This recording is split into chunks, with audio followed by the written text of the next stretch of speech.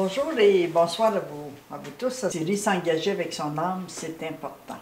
Alors, cette série de conférences, elle est basée surtout pour apporter des informations et nous aider à comprendre notre fonctionnement, notre mécanisme de fonctionnement, où prenons-nous nos informations pour pouvoir évoluer et changer certaines attitudes, certaines croyances, certaines interprétations. Alors, rien ne va plus dans ma vie. Je ressens encore de la jalousie, de l'envie, de l'impuissance, de la tristesse, de l'incompréhension. J'ai beau faire plein de démarches, évoluer, travailler dans le dépassement de soi. J'ai beau faire un travail sur moi, mais à certains moments, je me ressens encore de la jalousie, de l'envie, de l'impuissance. J'ai encore l'impression qu'on ne me comprend pas, qu'on ne m'écoute pas, que j'ai encore de la colère, je me sens encore agressive, j'ai de la difficulté à lâcher les conditionnements de ma mère, j'ai encore de la difficulté à lâcher ma mère, mon père, ce qu'ils m'ont dit, ce qu'ils m'ont pas dit, ce qu'ils auraient dû faire, ce qu'ils n'auraient pas dû faire. Alors, on est là en train de ressasser, de retourner toujours dans le passé, et là, on se surprend d'être encore au même endroit dans sa vie. On se surprend d'être encore en train de ressentir les mêmes sensations désagréables, les mêmes croyances, les mêmes interprétations que quand on avait 3 ans, 5 ans, 6 ans. Alors, on se retrouve encore à patauger dans des énergies qui ne nous conviennent plus, qui ne sont plus là. Alors, pourquoi notre âme s'engage-t-elle dans la vie? Notre âme s'engage à revenir dans la vie afin de pouvoir dépasser certaines sensations, certaines émotions qui nous bloquent et qui nous empêchent d'avancer. Et puis, c'est dans le milieu familial, c'est dans le climat familial que c'est le climat le plus propice à notre évolution, à nos transformations, à nos changements. Alors, avec notre petite déduction humaine, avec ce que nous avons vu, ce que nous avons déduit de l'image que nous avons de notre famille, de nos parents, de nos frères, de nos sœurs, de notre place dans la famille, on s'est dit, après tout, je suis devenue adulte, alors moi je vais couper les liens avec ma famille. Bon, j'en ai marre de me faire souffrir, j'en ai assez d'éviter tout, j'en ai assez. Moi, je vais éviter tout contact. Moi, je vais couper les liens avec mes parents, avec mes frères, avec mes sœurs. Je souffre trop de leur indifférence. Là, remarquons bien que nous, on ne parle pas de notre indifférence à leur égard, on parle de leur indifférence à notre égard. C'est toujours les autres qui sont coupables, c'est toujours les autres. Nous, on est parfait, nous, on est l'enfant parfait, et ce sont les autres qui nous font souffrir, ce sont les autres qui ne nous comprennent pas, ce sont les autres que nous essayons d'éviter, ce sont les conflits que les autres font autour de nous que nous essayons d'éviter. Et là, en réfléchissant bien, je me dis, pour ma sœur, pour mon frère, les autres, c'est moi. Alors, est-ce que je suis cette source du conflit? Est-ce que je suis cette source de l'indifférence? Est-ce que pour les gens de ma famille, je suis cette personne indifférente? Est-ce que je suis cette personne si méchante qui les fait souffrir? Est-ce que je suis, puisque je suis les autres pour l'autre, est-ce que je suis les autres pour vous aussi? Alors, c'est important de commencer à comprendre ce que notre âme vient accomplir dans sa famille, puis quels sont les besoins de notre âme qui se présentent à travers certaines attitudes, comportements familiaux ou à travers certaines interprétations que nous avons faites des comportements de la famille, des souffrances qui nous ont fait souffrir. Alors, nous sommes revenus dans cette vie-ci après plusieurs essais, nous avons décidé, encore une fois, de choisir les âmes qui joueront dans notre scénario de vie. Alors, on a choisi nos acteurs, les âmes qui vont jouer le rôle du père, de la mère, du frère, de la sœur, de la famille qui va nous adopter, de la famille, de la grand-mère qui veut remplacer la mère. On a choisi tous les acteurs de notre scénario de vie. Et là, nous débutons notre vie en venant jouer de notre mieux le rôle que nous avons à tenir dans notre famille, notre place, notre rôle dans notre scénario de vie. Et dès qu'on a une chance, on essaie de nous sortir, de se sortir soi-même de notre scénario de vie. On essaie de se créer une autre famille, on essaie de se créer autre chose. Pourquoi? Parce que les sensations désagréables que nous ressentons perdurent, continuent. On a la sensation que rien ne change, que si les autres ne changent pas, que nous, on est mieux d'aller vivre sur une île déserte plutôt que de vivre en relation avec d'autres humains. On aimerait mieux aller vivre dans la forêt, on aimerait mieux aller vivre toute seule dans le désert plutôt que d'être en relation avec d'autres humains. On aimerait mieux aller vivre avec les animaux, on aimerait mieux aller vivre avec les oiseaux, avec les fleurs, avec la forêt, avec les arbres, plutôt que de vivre avec les humains. Alors, on essaie par toutes sortes de convictions ou d'excuses ou de prétextes pour ne pas résoudre nos difficultés et les émotions que nous sommes venus vivre. Nous sommes revenus dans cette ici, dans cette famille, à cette place pour gérer des émotions et pour réparer des comportements répétitifs qui reviennent dans des comportements familiaux. Alors, si on s'est mis dans une famille qui souffre de la maladie de l'injustice, si on s'est placé dans une famille qui souffre de la maladie de la jalousie, si on s'est placé dans une famille qui souffre de la maladie de la rivalité, c'est que nous portons en nous le germe de cette maladie et nous portons aussi en nous le germe de la guérison. Alors, on a vraiment un rôle important à jouer pour déloger le germe de la maladie, c'est-à-dire déloger en nous cette jalousie, ces envies, ces frustrations, ces sensations d'injustice, ces sensations de rivalité, de compétition, etc. On revient pour réparer ce que nous pouvons réparer en tant qu'attitude et comportement. C'est notre responsabilité. Dès l'instant où on a 3 ans, 5 ans, 6 ans et qu'on commence à avoir conscience du fonctionnement de la famille, on met en place un mécanisme de fonctionnement pour nous protéger, pour pouvoir survivre, pour se défendre au cas où on serait attaqué, pour ne pas ressembler à notre père, pour ne pas ressembler à notre mère, pour ne pas être soumis, pour ne pas être aussi abusif, pour ne pas être aussi coléreux. Alors, on met en place une façon de fonctionner pour nous protéger, mais non pas pour nous guérir. C'est bien certain qu'à 3 ans, 5 ans, 6 ans, à 10 ans, on ne sait pas trop comment se guérir, on ne sait pas notre objectif. Notre objectif, on essaie de se protéger.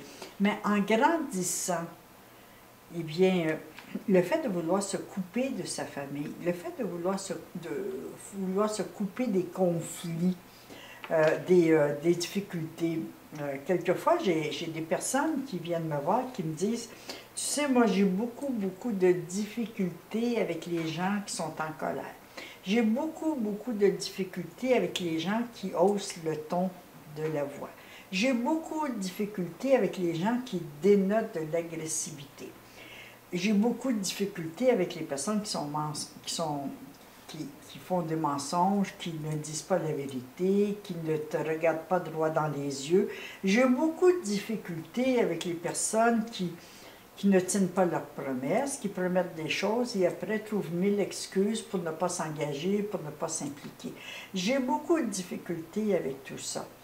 Et alors à ce moment-là, je crois que ce qui serait bien, ce serait qu'on se pose la question.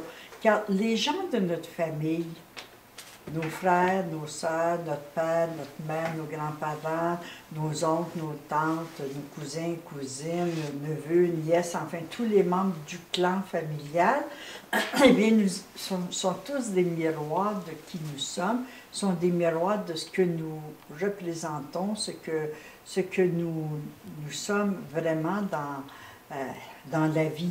Alors, ces sentiments que nous retrouvons, ces façons de se comporter, ces attitudes que certains membres de notre famille ont à se jalouser, à se rivaliser, à être en compétition, à être en comparaison, eh bien tout ça, là, c'est que ça réveille en nous des effets miroirs et les personnes que nous rencontrons en dehors de la famille, soit au niveau familial, soit au niveau professionnel, soit chez les voisins, nos voisins de quartier, soit les personnes avec qui on doit transiger en affaires ou nos amis, eh bien, ils sont toujours des effets de miroir. Notre âme a besoin de nous donner l'effet de miroir pour que nous puissions voir ce qui nous dérange chez l'autre, qui fait un écho en nous. Ce qui nous dérange chez l'autre, nous en avons déjà une bonne partie à l'intérieur de nous, puisque ça fait une résonance énergétique. Bon, comment je pourrais vous dire? Ce qui semble être, qui paraît être injuste, tout ce qui touche la blessure d'injustice, moi, je n'ai pas cette blessure-là. Alors, ça ne fait pas résonance chez moi. Si les gens sont injustes entre eux, moi, ça ne vient pas me chercher parce que je n'ai pas cette blessure. Par contre, j'en ai d'autres blessures qui vont venir me chercher, qui vont faire résonance en moi et que je vais voir comme un effet de miroir. Puis je dis, oh là là, oh là là, ça peut être la jalousie, ça peut être la sensation d'impuissance, ça peut être la tristesse, un besoin de fuir, de se cacher, de ne pas dire la vérité, de ne pas dire vraiment ce que l'on pense. Alors ça peut être plein de choses qui peuvent me déranger chez les autres parce que ça fait écho en moi. Alors, quand on dit « rien ne va plus dans ma vie », je ressens encore de la jalousie, de l'envie, de l'impuissance, de la colère, de l'agressivité, le refus. Je sens encore une difficulté à me réconcilier. Je reste accrochée au passé, je reste accrochée à ce qui s'est passé quand j'étais enfant, quand j'étais petit. J'ai encore des sensations très désagréables, des causes des discordes dans notre clan familial, dans la maison. Je suis encore aux prises avec des émotions que je n'ai pas réglées. Alors, notre âme, elle, si elle a choisi de s'incarner dans cette famille, c'est qu'elle a choisi de venir régler certains conflits, certaines attitudes, certains comportements, car dans notre façon de fonctionner, dans nos conditionnements de vie, il y a des choses à régler. Nous avons des choses à régler. Alors, si nous sommes encore interpellés, ou si nous sommes encore en réaction contre certains comportements, contre certaines jalousies, contre certaines injustices, contre la méfiance, le manque de confiance, le manque d'écoute, c'est qu'à quelque part, ce sont des attitudes que nous venons régler. Ce sont des signaux de ce que nous devons faire pour accomplir notre mission d'âme et notre mission de vie sur Terre. Ce sont des signaux, ce sont des indices précieux. Si on s'aperçoit que dans sa famille, les relations se font autour d'une jalousie, d'une rivalité, d'une compétition, eh bien on se dit, oh là là, j'ai ce germe, j'ai cette facette en moi, Et c'est ce que je viens de travailler, me libérer de ça. Alors, c'est l'affaire de tous. C'est pas en quittant sa famille, c'est pas en essayant de changer de famille, c'est pas en essayant de se créer une nouvelle famille, c'est pas en essayant de fuir les personnes ou les conflits qui se présentent dans notre vie, car les conflits vont... Notre âme, elle ne lâchera pas le morceau. C'est-à-dire qu'elle va poursuivre sa mission jusqu'au jour où, lorsqu'elle nous a demandé de nous réincarner avec elle, de l'accompagner pour l'aider à accomplir sa mission.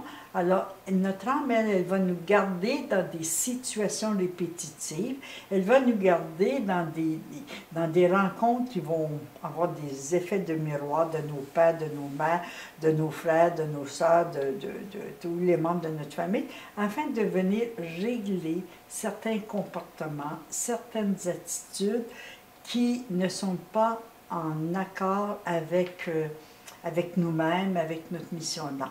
Alors, c'est vraiment l'affaire de tous, c'est vraiment l'affaire de chacun de réparer ce que nous avons à réparer. C'est inutile d'attendre que ton frère, que ta mère, que ton père comprennent les choses et qu'ils changent leur attitude. Non, c'est pas comme ça que ça fonctionne dans la vie. C'est de notre responsabilité à nous de changer une perception. Ben ça c'est régulier et vraiment au quotidien dans le travail que je fais, d'avoir des personnes qui arrivent à moi, qui me disent, eh bien, je réussis pas en affaires, je n'arrive pas, je commence des choses et j'arrête l'action en chemin.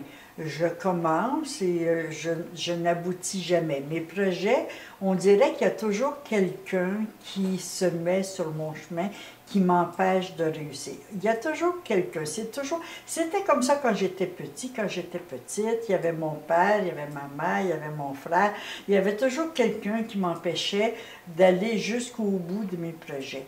Alors aujourd'hui, je suis encore, ça se répète, je suis encore là.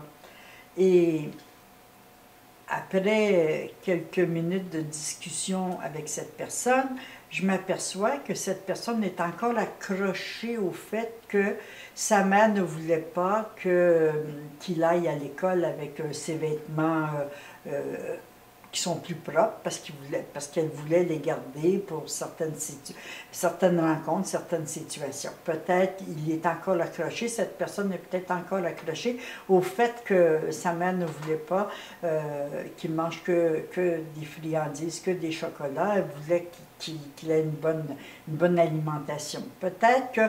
Alors, on reste accroché à des détails du passé, et on peut mettre dans notre perception, dans notre interprétation, qu'il y a toujours quelqu'un qui nous met des bâtons dans les roues, qui nous empêche d'avancer, qui est contre nous, qui ne nous comprend pas, qui n'accepte pas nos explications, qui n'accepte pas.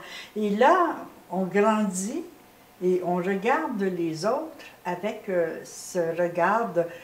Les autres ne me comprennent pas. Les autres, moi, je suis le mouton noir. Ça, je l'entends.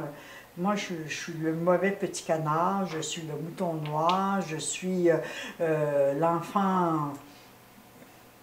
Je pourrais presque dire l'enfant maudit de la famille, l'enfant qui n'est pas désiré, l'enfant qui n'est pas aimé.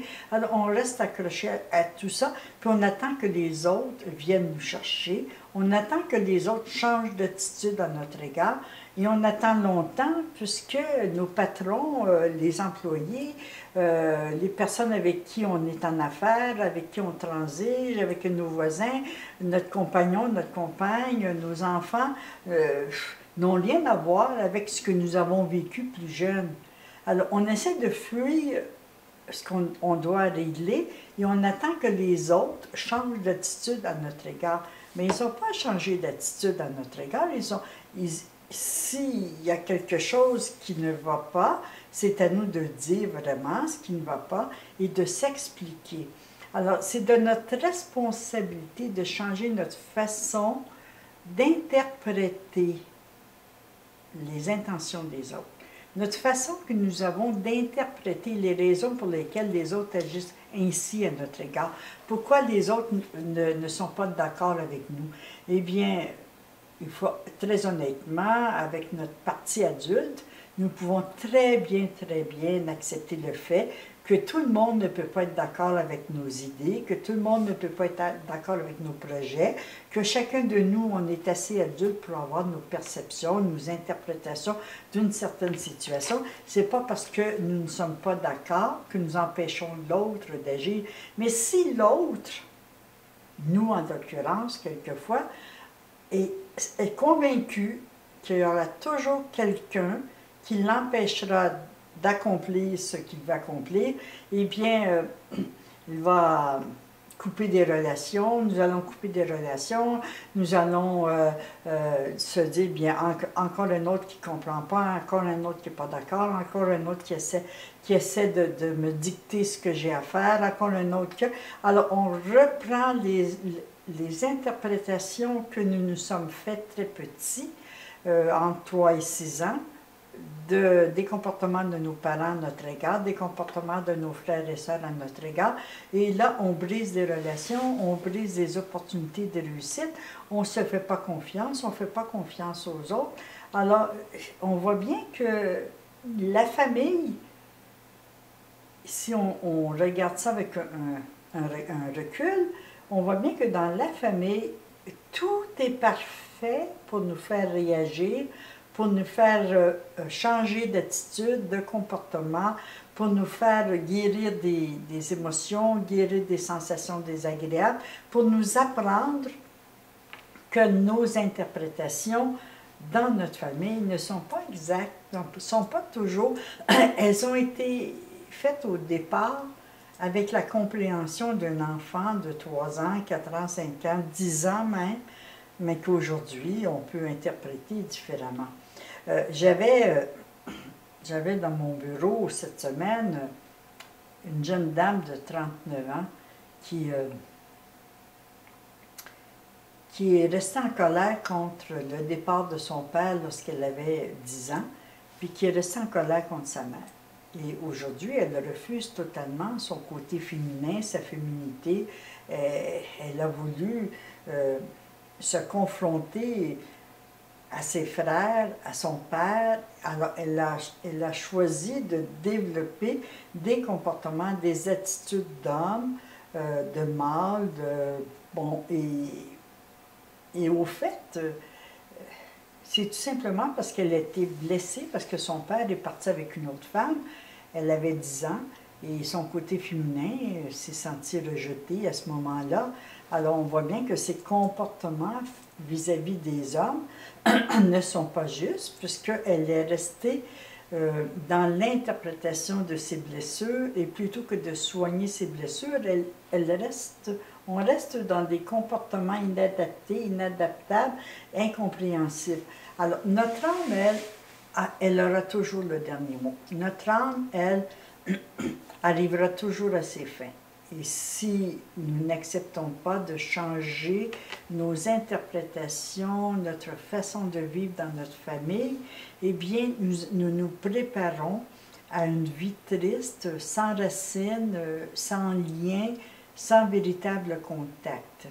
Nous allons essayer de se recréer une autre famille, mais nous allons retrouver les mêmes difficultés chez nos enfants, chez nos voisins, chez les personnes avec qui on veut travailler, nos relations professionnelles.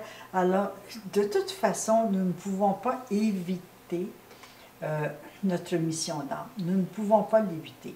Alors, s'engager avec son âme, là, ça devient de plus en plus important, ça devient de plus en plus pressant si nous désirons vraiment nous accomplir, réussir notre vie, réussir financièrement, réussir dans notre santé, dans le sang qui coule dans nos veines, dans l'harmonie de nos cellules, de notre santé physique, dans l'équilibre de notre santé émotionnelle, de notre santé mentale. Alors, nous avons des signaux lorsque nous ressentons encore la jalousie, lorsque nous ressentons encore que quelqu'un nous envie, que nous ressentons encore notre impuissance, nous ressentons encore la peur de la colère, de l'agressivité, que nous avons encore à l'intérieur de nous, des sensations très désagréables, des maladies émotionnelles et comportementales, et puis, qui nous ont été transmises dans notre famille. Alors, nous avons ici la meilleure raison d'accomplir sa véritable mission sur Terre. C'est-à-dire, pas chercher à avoir une mission extraordinaire. Notre véritable mission sur Terre, c'est vraiment de prendre le temps de réparer, de rectifier des comportements, de changer d'attitude, de changer notre regard sur nous, de changer notre regard sur notre famille, de changer notre regard et l'interprétation des intentions que nos parents, selon nous, ont à notre égard. Alors, on est resté convaincu que notre mère ne nous voulait pas, que notre père voulait avoir un garçon, que si, que ça. On reste convaincu et on ne change pas d'idée, on ne change pas d'attitude, on ne change pas de comportement. Et après, on se pose des questions. Comment se fait-il que mon corps physique, ça ne va pas, je me sens en déséquilibre, je sens des raideurs au bout des doigts, je sens des raideurs dans mon cou, j'ai l'impression que tous mes membres vont se casser, je n'arrive pas à bien dormir, je me sens en déséquilibre financier, avoir seulement ce qu'il me faut à peine et ne pas réussir plus profondément, plus activement à réussir ma vie. Alors, tout ça vient du regard que nous avons sur nous et des raisons pour lesquelles notre âme s'est incarnée. Notre âme s'est incarnée parce qu'elle est venue réparer, régler, changer, transformer des croyances, des interprétations. Elle est venue améliorer des relations. Elle est venue reprendre des relations, améliorer notre capacité à être en relation les uns avec les autres, notre ouverture de cœur, notre ouverture d'esprit. Elle est venue amplifier, améliorer notre confiance en nous, notre estime de nous. Elle est venue pour que nous puissions nous libérer des conflits, des souffrances qui nous font souffrir. Alors, juste avoir conscience que notre famille, c'est le terrain propice à notre guérison, à la guérison de nos souffrances, et bien là, c'est suffisant pour ne plus vouloir se couper de notre famille. Quand je dis ne plus vouloir se couper, ça ne signifie pas, et là j'entends vos questions qui vont venir, oui, mais si tu avais été à ma place, si tu avais vécu les mêmes choses que j'ai vécues, si tu avais vécu les mêmes souffrances, les mêmes horreurs que mon père, que ma mère, que mes frères, moi je vais vous répondre, j'ai vécu tout comme vous. Et je me suis aperçue que ce qu'il fallait que je vienne changer en moi, c'était l'interprétation que j'avais de leurs souffrances. Je les ai interprétées comme étant contre moi. J'ai interprété leurs réactions comme étant contre moi. Et le monde n'est pas contre moi. C'est moi peut-être qui n'ai pas suffisamment d'estime de moi, de confiance en moi. Je n'ai peut-être pas suffisamment d'ouverture de cœur pour accueillir, pour comprendre la souffrance de mes parents, si je veux que mes parents comprennent la souffrance que j'ai ressentie en leur présence. Oui, j'ai ressenti de la souffrance en présence de mes parents. Oui, j'ai ressenti de la souffrance en présence de mes frères et sœurs. Oui, j'ai ressenti de la violence, j'ai ressenti de l'agressivité, j'ai ressenti une forme d'indifférence. J'ai ressenti tout ça, il est vrai. Mais si je les ai ressentis, c'est le moment de prendre le temps de guérir ces ressentis. C'est le temps de prendre, c'est vraiment le moment de changer mon regard sur ces personnes qui, s'ils m'ont donné en héritage leur colère, leur souffrance, leur peur, leur doute, c'est que je dois à mon tour aider la famille à déloger cette jalousie, ces sensations d'impuissance, ces sensations d'indifférence, ces rivalités. J'ai mon apport à faire, j'ai mon rôle à jouer, c'est mon scénario de vie. Alors, je dois rester dans ma pièce, dans mon scénario de vie. Je ne dois pas quitter ma vie, je ne dois pas quitter la scène dans laquelle je suis née. Peut-être que je peux la quitter physiquement, si ça m'est difficile de vivre avec physiquement, mais dans mon cœur, dans ma conscience, je suis toujours l'enfant de mon père, de ma mère, je suis toujours le frère, je suis toujours la sœur, je suis toujours la mère.